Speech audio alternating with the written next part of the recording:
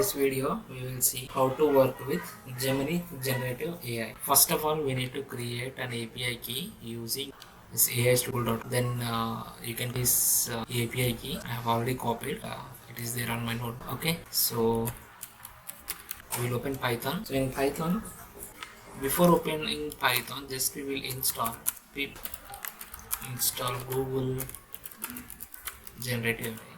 So I have already installed this one, so it will show that already satisfied. So if you are using for the first time, then you follow this step. That means you have to install this Google Generative AI library. Once you install this one, just open Python. In this, we will import this Google Generative. For that we have to type import google.generative as Gen AI. So going forward, we will call it as Gen AI. Okay, this step is done.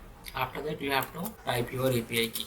API equal. So I'll paste my API key here. I'll hit enter. For security purpose, I'm hiding this API key. Then I will type Gen AI, which is google.generative.ai. We will configure this one. Okay. So in configure, what we have to do is we have to give API underscore key equal to API, which is my key.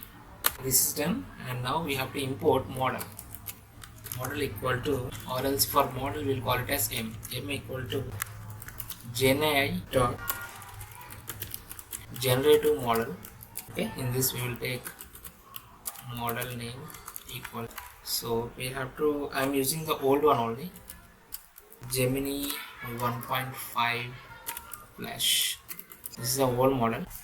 You can find the new models in the official website. Now we will give the response. The response will type it as r equal to m dot generate content. Now in this, whatever you wanted to ask with GPT, that you can ask here. For example, if I wanted to ask what is VLOOKUP in Excel, so if I ask this question, it will give the response, but before that we have to print this response. Okay, print r.text. So in text format we are printing.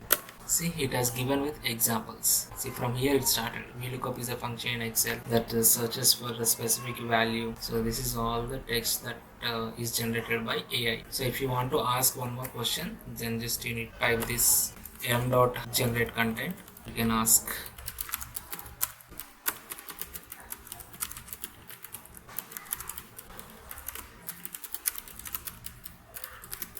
okay. So I'm asking this. Every time you have to do print r.text, then only see it has generated the complete content. Okay, so this is how you can use generative AI in Python.